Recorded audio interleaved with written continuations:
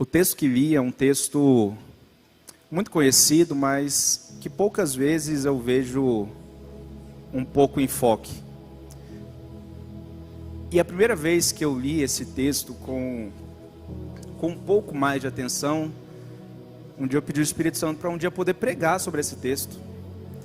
Porque o dia que eu parei, pastor Dentes, para ver que Judas, no dia em que traiu Jesus, foi chamado por Jesus de amigo, me intrigou. Isso já tem um tempo e esse texto sempre vinha à minha mente. Mas Senhor, Judas está no ato de traição. Judas está no ato do pecado. Judas está manifestando talvez o episódio mais vergonhoso e triste da Bíblia, que é a traição a Jesus Cristo, propriamente dito. E neste momento do ápice da vergonha de um personagem bíblico, que é Judas, Jesus traz a ele um grande adjetivo. Jesus o chama de amigo. Mateus vai escrever dizendo que o traidor vinha, que o traidor conversou com os sacerdotes, que o traidor negociou os valores com os sacerdotes. Mas quando este traidor se coloca perante Jesus, manifestando sua traição, manifestando seu pecado, Jesus o chama de amigo. E isso por muito tempo me intrigou. E por muito tempo eu pedi uma direção do Espírito Santo, e hoje Deus me permitiu falar um pouco sobre isso, porque é a realidade da minha vida, talvez seja a realidade da vida de algumas pessoas. E de antemão, talvez essa mensagem fale especificamente com poucas pessoas aqui. Mas eu tenho certeza que é uma mensagem vinda dos céus para nós esta noite. A mensagem do Espírito Santo, do coração do Senhor, para a nossa igreja, para nós esta noite. Vivendo os dias que vivemos hoje, talvez um dos atos mais difíceis de manifestarmos é a misericórdia. A misericórdia é um ato de difícil expressão, porque nós não queremos ou não desejamos manifestar misericórdia a ninguém. A nossa natureza carnal, ela, por ser egoísta, naturalmente, misericórdia é quando eu me coloco no lugar do outro, me compadeço do outro, manifesto em compaixão. E isso é um ato difícil de se fazer, principalmente quando aquele a quem devemos manifestar misericórdia é não merecedor nos nossos olhos.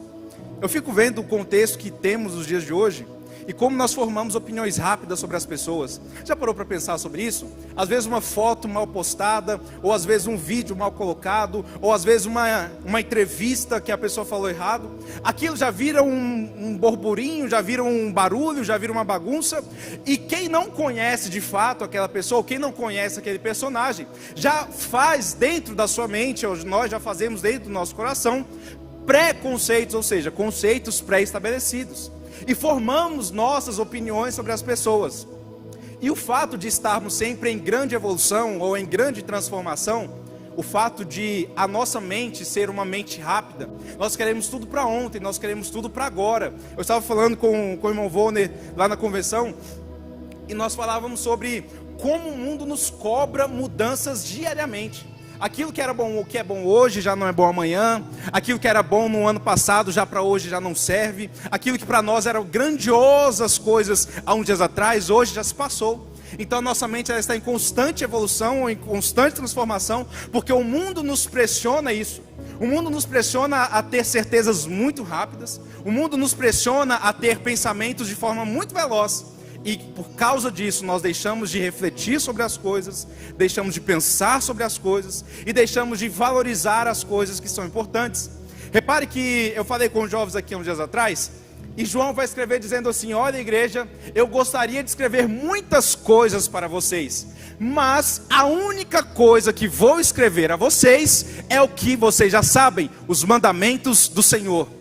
Repare que João está dizendo assim: igreja, eu poderia dizer muitas coisas, mas eu vou dizer só uma: lembrem-se do que já foi escrito. Ou seja, deixem de procurar coisas novas e mudanças corriqueiras, e lembrem-se daquilo que já foi falado, ou daquilo que já foi ensinado. Trazendo para o contexto de misericórdia, o fato de estarmos sempre correndo para coisas novas nos impede de desfrutar daquilo que vivemos no agora. Ou seja, quando eu percebo alguma coisa, a minha percepção já é uma percepção final, pastor Omar. Então eu não me permito, por meio do Espírito Santo, ser convencido sobre aquela situação, sobre o pecado de alguém ou sobre o meu pecado. A Bíblia diz que nós precisamos exortar, mas também precisamos edificar. Mas como nós não queremos parar um pouco para refletir, e como estamos sempre em constante correria, nós queremos sempre exortar e por pouco tempo edificar. Nós queremos por muitas vezes exortar, mas por pouco tempo edificar. Irmão Lucas, aonde você quer chegar? Neste momento, falando sobre misericórdia, o fato de estarmos sempre correndo, dificilmente paramos para ter misericórdia daqueles que passam pelos nossos caminhos. Quem não se lembra daquele rapaz parado na porta formosa do culto em Jerusalém? A Bíblia diz que as pessoas passavam por ele. Quando Pedro e João chegam até ele, a Bíblia diz que Pedro para, e Pedro diz: olha para mim. E ele olha para o rapaz que está no meio do caminho. Isto é ter misericórdia, é quando eu paro o meu caminho e olho para quem precisa ter misericórdia, e a ele manifesto misericórdia. Irmão Lucas, por que eu preciso ter misericórdia? Porque o meu Deus é misericordioso, porque o nosso Senhor é misericordioso, porque o nosso Deus foi misericordioso conosco. Então, da mesma forma que Ele foi conosco, da mesma forma assim seremos, da mesma forma que recebemos, da mesma forma manifestaremos. A Bíblia vai mostrar que quando Pedro está afundando, a Bíblia diz que Jesus estende a mão e o puxa para cima, e quando ele chega na porta do templo, na porta formosa, a Bíblia diz que ele, antes de curar o rapaz, ele estende a mão para o rapaz, pega na mão do rapaz e diz: levanta, meu filho, porque o que tenho eu te dou, levanta e anda. Então, se recebemos misericórdia, precisamos entregar misericórdia. A questão é que a Bíblia também vai nos dizer, e o pastor Giselson gosta muito de dar ênfase a isso, que nós devemos amar o próximo como a nós mesmos. Então eu preciso ter misericórdia do próximo, como tenho misericórdia de mim mesmo. E talvez está aqui um grande problema que nós vivemos hoje. Às vezes nós não conseguimos ter misericórdia de nós, e por não termos misericórdia de nós, nós não estamos tendo misericórdia do nosso próximo. Por não termos misericórdia de nós não estamos tendo misericórdia do nosso próximo. Quem aqui nunca foi orar ou foi buscar a presença do Senhor e já chega dizendo assim: meu Deus, eu não sou digno, eu não devia nem estar aqui? Ou alguém que diz assim: eu não peço porque eu acho que eu não mereço. Ou quando alguém diz assim que se sente tão culpado por um pecado que já não se sente mais à vontade para entrar na presença do Senhor. Isso é falta de misericórdia de si mesmo. É falta de compreender o amor de Jesus que foi derramado na cruz do Calvário. Falando de misericórdia, nós precisamos falar sobre estarmos libertos daquilo que nos aprisiona. Estando libertos daquilo que nos aprisiona, estaremos libertos para viver uma vida abundante. Repare que Jesus não nos deu somente vida, Ele veio para que tenhamos vida e vida com abundância. Mas o tempo limitado que vivemos hoje, por conta dos nossos compromissos, nos impedem de buscar ao Senhor para vivermos uma vida com abundância no Senhor. Quando eu não vivo uma vida abundante no Senhor, eu não consigo compreender tudo aquilo que o Senhor tem para entregar para mim, para entregar para você, para entregar ao meu próximo, para entregar àqueles que nos rodeiam. E falando sobre esse tema de misericórdia, nós chegamos aqui no contexto de Judas. Para que um rapaz que precisava de mais misericórdia do que esse? Repare que a Bíblia já vai demonstrar ele como traidor, como alguém que já desviava das ofertas recebidas por Jesus, como alguém que já praticava constantemente o seu pecado, como alguém que já praticava constantemente o seu erro. Mas ainda assim, o nosso Jesus o recebia na sua presença todas as manhãs, todas as tardes e todas as noites. Isso precisa nos ensinar alguma coisa. Às vezes mesmo como Judas nós estamos pecaminosos, errantes, nos afastando de Jesus, mas ainda assim Jesus nos diz: eu te recebo pela manhã, eu te recebo pela tarde, eu te recebo pela noite. Não é isto que me afasta de você, mas enquanto você estiver buscando a minha presença, largue todas essas coisas e venha viver uma vida nova em mim. Entendendo isto, que esta era a vida constante de Judas, esse era o dia a dia de Judas, alguém que planejava uma traição, mas alguém que convivia com quem ele iria trair, Alguém que planejava um pecado, mas convivia com aquele que poderia perdoar o seu pecado. Mas repare que em nenhum momento nós temos na Bíblia, antes deste episódio, uma manifestação de arrependimento sincero perante o Senhor pela parte de Judas. E aqui é onde entra algo que soa muito forte ao meu coração, dizendo que Jesus, até o último instante, ofertou a ele a sua vida abundante. Ouvindo algumas pessoas e orando muito ao Senhor, às vezes eu me pego pensando: Senhor, será que nós ainda poderemos viver de fato uma vida abundante com o Senhor? Será que nós ainda poderemos viver de fato uma vida de excelência com o nosso Senhor Jesus? E aí é quando o Espírito Santo me trouxe à memória esse texto de hoje. Porque nós vemos aqui, como já foi dito, o ápice de um erro, o ápice de um pecado, o ápice de um distanciar de Deus. Mas o nosso Jesus, em sua infinita misericórdia, ele ainda chegou e disse: Judas, por maior que seja a sua falha, por maior que seja o seu pecado, por maior que seja aquilo que me afasta ou que te afasta de mim, eu quero te dizer uma coisa: eu ainda quero ter você como meu amigo, eu ainda quero ter você próximo de mim, eu ainda quero ter você junto da minha presença, eu ainda quero ter intimidade com você, eu ainda quero estar próximo de você, eu ainda quero viver em unidade com você. A Bíblia vai nos dizer, João 8,36, dizendo: portanto, se o Filho os libertar, vocês de fato serão livres. Irmãos, quantas vezes nós nos pegamos aprisionados por situações passadas, coisas passadas que nos prendem, que nos impedem de aproximar e de buscarmos mais o Senhor. Quantas vezes nós ficamos presos por coisas que já passaram, por coisas que são do ontem. Mas Jesus hoje dizendo: eu quero ser seu amigo. Mas a nossa mente, o inimigo, fica assobiando nos nossos ouvidos dizendo: lembra de ontem? Lembra de antes de ontem? Lembra daquele ano? Lembra daquele dia? Lembra do que aconteceu?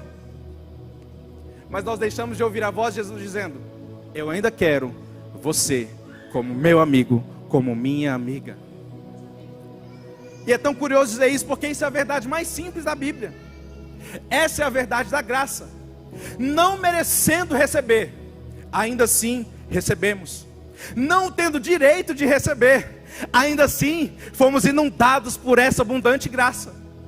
O que Jesus está fazendo? Jesus está manifestando a graça dele perante Judas. Em outras palavras, quando Jesus chama Judas de amigo, Jesus está dizendo assim: Judas, eu sei de tudo que você fez, e eu sei o que você ainda vai fazer, mas isso aí não é o que eu tenho para você. Eu ainda vejo você como meu amigo. Eu ainda estou te dando uma chance de tomar uma direção e de caminhar junto comigo. É tão verdade isso que quando Jesus ressuscita, a Bíblia vai dizer que ele fala para as mulheres: vão, anunciem aos discípulos e a Pedro. Outro que estava também afastado dos discípulos, sozinho lá pescando. Mas Jesus lembra de Pedro e diz: não é porque ele me traiu, não é porque que eu vou largar, eu ainda vou buscar ele, ainda vou dar uma chance para ele, eu ainda vou atrás dele e falar: Pedro, eu estou com você, e se você estiver em mim, nós estaremos juntos com o Senhor.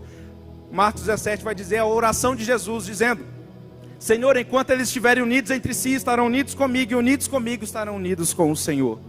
Aí Paulo vai complementar dizendo em Romanos capítulo 10, versículo 9: se com tua boca confessares, em teu coração creres que o Senhor ressuscitou dentre os mortos, será salvo. Então o que é tudo isso? Tudo isso nessa noite é para nos fazer entender que por mais que em alguns momentos o inimigo, a nossa mente, tente nos captar ou tente nos denominar como um Judas, como um traidor, como alguém que se afastou do Senhor, como alguém que nos coloca em culpa, o Espírito Santo essa noite nos diz e confirma a nós que nós somos amigos de Jesus, que nós precisamos ter misericórdia de nós, receber a graça que nos foi dada e ter a certeza de que esse Jesus que aqui foi cantado, de que esse Jesus que é digno de glória, saiu lá da sua glória, veio a esta terra, se entregou por nós, para que nessa noite nós estivéssemos aqui, recebendo dele e dizendo: Senhor, nós te amamos. Ele dizendo: eu também te recebo. Senhor, nós te queremos. Também te quero. Tiago escreve dizendo: achegai-vos a mim e eu vos achegarei a vós.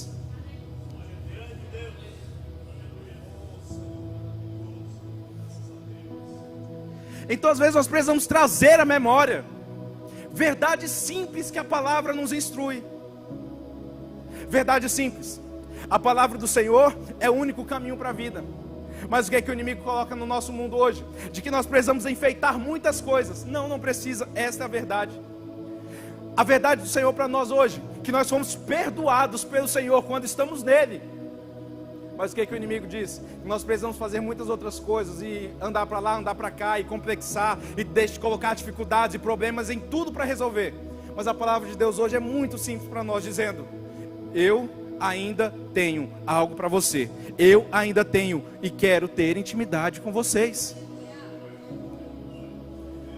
O poder de aceitar o perdão de Jesus e de entender que somos perdoados com Jesus é libertador. Tem coisas na Bíblia que são libertadoras. O pastor de Israel leu aqui o salmista dizendo: entrega o teu caminho ao Senhor, confia nele, e tudo ele fará. Não tem texto na Bíblia mais claro que esse. Quando eu entrego o meu caminho ao Senhor, tudo ele fará.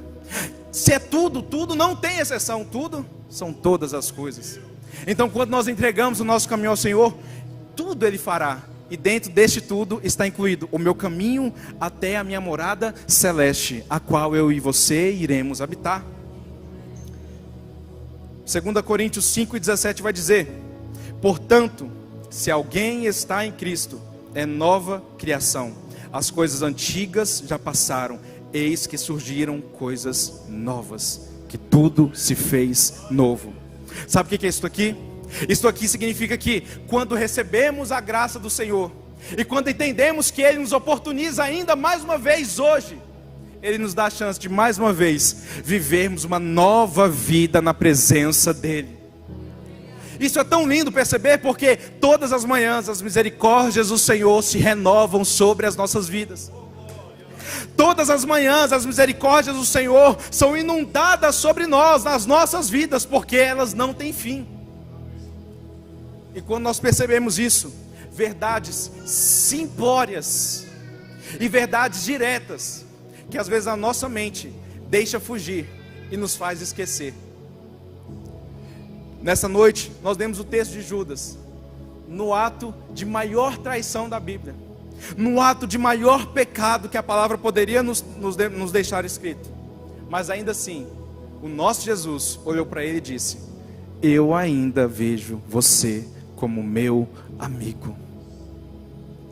Judas, você não precisa depois daqui ir lá se matar. Você não precisa depois daqui ir lá e fazer aquilo que você está planejando fazer. Outra coisa, Judas, essa traição, esse pecado, essa falha, não define você. Este erro, Judas, não define você. Eu chamei você para ser discípulo. Eu chamei você para ser apóstolo. Eu chamei você para caminhar comigo. Então, Judas, por mais que esteja neste momento da sua vida, esta falha não define quem você é em mim. Em mim, eu ainda vejo você como meu amigo. Irmãos, deixa eu falar uma coisa aqui. Os nossos erros e as nossas falhas não nos definem em Jesus. Quando nós estamos nele, nós precisamos compreender que fomos lavados pelo sangue dele. Quando nós nos arrependemos e deixamos os nossos pecados e caminhamos até Ele, nós fomos lavados e remidos no sangue dele. Nós somos nova criatura, nós somos amigos de Jesus. Aquilo que passou não nos define mais. Quem não gosta de lembrar da história de Jacó, de traidor, de trapaceiro, para Israel, para um nome de honra, para uma posição de destaque, para uma posição de respeito. Só que uma outra coisa que o Espírito Santo também trouxe ao meu coração é que às vezes nós estamos como Judas também, caminhando com Jesus e achando que está tudo normal, quando na verdade nós deveríamos estar nos arrependendo, nos quebrantando, e o pecado deveria estar doendo no nosso coração, na nossa mente, no nosso peito, e causando dor e tristeza em nós. Mas às vezes estamos como Judas, caminhando com Jesus e achando que está tudo normal, quando o que Jesus quer é que nós quebremos essa barreira que se chama pecado e passemos para o lado dele, caminhemos junto com ele. Eu estava lendo também nessa tarde a história de José, e algo que me intrigou muito, e muitos sabem que José é como se fosse um tipo de Cristo. E me intrigou muito que os irmãos de José, quando foram até o Egito, eles estiveram com José, eles falaram com José, eles jantaram com José, eles conversaram com José, eles passaram uma noite com José. Mas a Bíblia vai dizer, eles não perceberam que era José, o libertador, o governador do Egito, o dono de todas aquelas terras, estava com eles na mesa, e eles não sabiam quem era. Às vezes nós estamos assim com Jesus, nós estamos vindo aqui, todos os cultos, todos os dias, ouvindo a palavra, sendo ministrados, edificados, mas ainda assim, a gente não consegue romper esta barreira, e entender que Jesus está falando conosco, todos os dias, e aí todos os dias a gente entra e sai, nada muda, não tem nada de diferente, mas o que é isso? Estamos acordando e dormindo, como esses irmãos de José, com José na mesa, e sem saber que o governador é sangue meu, sem saber que o governador é amigo meu, sem saber que o dono de todas as coisas é da minha família, pastor Denis, sem saber que aquele que pode resolver todos os problemas está junto comigo, é da minha casa. Às vezes nós vemos Jesus assim, estamos com Jesus, caminhamos com Jesus no ambiente dos santos, dos filhos de Deus, mas a gente ainda não tem Jesus como nosso amigo, a gente ainda não tem Jesus como da mesma família, como da mesma casa, e é por isso que não há transformação. Mas essa noite, Jesus nos diz que mesmo diante de tudo isso, olha lá o texto, José pois conheceu seus irmãos, mas eles não os conheceram. Às vezes Judas, todos os dias vendo Jesus perdoar, orar, libertar, será que não batia assim no peito dele pensando, eu acho que eu também queria ser liberto, eu acho que eu também queria ter essa intimidade que Pedro, Tiago e João têm dele. Mas aqui tá bom. A Bíblia vai falar sobre a mulher do fluxo de sangue, que ela viu Jesus no meio da multidão, mas para alcançar o que ela precisava, ela teve que romper a multidão e caminhar até Jesus, estar até perto dele, chegar junto dele. Qual é a palavra de Cristo para nós essa noite, irmão Lucas? É isto, é compreender que aquilo que foi não me define, aquilo que é não me define. O que me define é quando eu entendo que sou filho de Deus, por meio de Jesus Cristo, que as coisas velhas se passaram, e que tudo se fez novo. O que nos impede de viver em abundante graça em Jesus, é ficarmos presos àquilo que nos limita a estar próximo dele.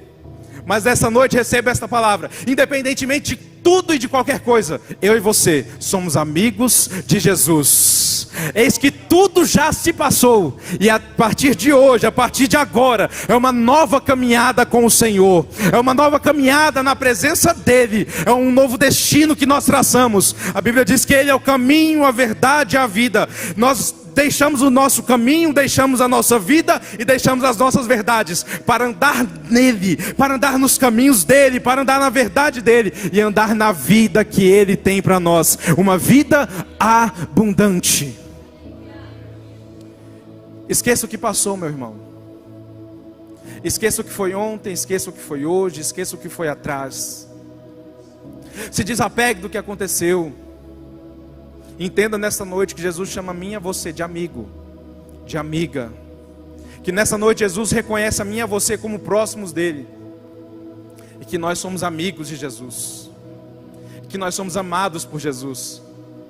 São coisas tão claras que às vezes deixam de fazer um pouco de sentido para nós.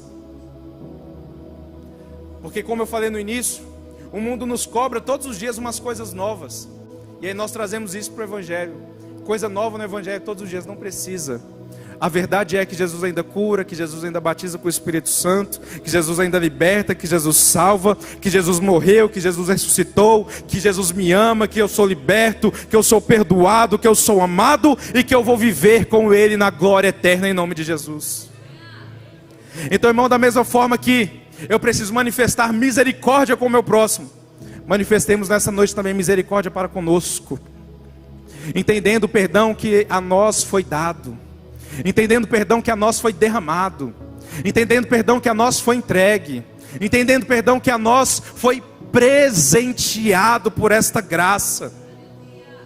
e que foi cantado aqui. O que nós devemos viver é o que foi cantado aqui. Senhor, nós não vamos dividir a nossa adoração. O nosso coração é exclusivo do Senhor. Eu gostaria que nessa noite esta palavra fizesse sentido para nós. Romanos 6:11 diz: da mesma forma, considerem-se mortos para o pecado, mas vivos para Deus em Cristo Jesus, nosso Senhor. Nessa noite Deus nos chama para viver uma vida, novamente digo, vida abundante no Senhor. Quando nós vivemos uma vida abundante no Senhor, vai ser como aquele hino de quem já pisou no Santo dos Santos, nunca mais quer sair daquele lugar. Quem já entendeu que é viver uma vida abundante com Jesus, nunca mais quer viver uma vida normal com Jesus. Quem já entendeu que é deixar todas as coisas para trás e caminhar para frente com tudo novo que foi feito por Jesus, não quer mais caminhar com nada para trás. Eu gosto muito de sempre trazer a memória. Um dia o pastor pregando aqui em Isaías, ele falando sobre a escada, e ele dizendo que a escada do caminho para o céu é para cima, e é por isso que a gente tem que deixar as nossas malas e as nossas bagagens para trás. É por isso que a gente tem que deixar tudo que ficou para trás no chão, porque a nossa caminhada é para cima, é numa escada para cima, é a escada que vai para os céus. Essa é a nossa caminhada. Deixe tudo que foi para trás e receba de Jesus nessa noite a oportunidade de viver tudo novo no Senhor, entendendo que tudo se passou e que tudo se faz novo. Agora, não posso também deixar de falar. Jesus deu a oportunidade para Judas até o último instante. Repare que aqui é o último instante da vida de Judas. O último momento é este. O último momento é este. Tentando parafrasear para nós aqui, conjecturando nesse momento. Jesus está dizendo assim: Judas, essa é a última oportunidade, porque eu sei o que vai acontecer daqui para frente. Esse é o seu último momento de decisão, porque eu sei o que é daqui para lá. Esse é o seu último momento comigo, Judas. Esse é o seu último momento de entender que eu amo você. Esse é o seu último momento de deixar todas as coisas para trás e viver inteiramente comigo. Este é o último momento que nós vamos ter juntos, Judas. Essa é a sua oportunidade. Repare que Mateus chama Judas de traidor e Jesus chama Judas de amigo. Para Jesus, tudo que Judas fez ou que Judas estava fazendo se passou. Jesus está dizendo assim: Judas, eu quero saber daqui para frente. Eu não quero ficar discutindo o que foi daqui para trás, eu quero saber daqui para frente.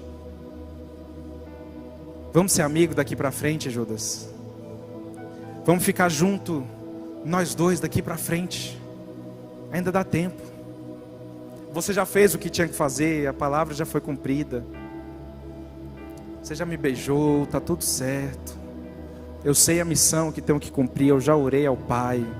Este cálice não vai passar de mim. Tudo certo, Judas. Mas deixa eu te contar, estou te dando uma chance hoje da gente caminhar junto. Eu vou embora, mas eu vou trazer o Espírito Santo Consolador, e Ele vai fazer tantas obras na vida dos seus amigos apóstolos, e eu queria que você também estivesse no meio. Eu não queria que você ficasse de fora, Judas. É muito bom quando nós conseguimos integrar todas as pessoas junto conosco na obra do Senhor. É o que Jesus estava falando para Judas. Judas, eu estou indo embora, mas eu estou te chamando mais uma vez para você vir e caminhar comigo, para você ser minha testemunha. Eu quero te dizer que o que foi, foi. E eu estou te dando uma chance hoje de ter uma nova caminhada comigo.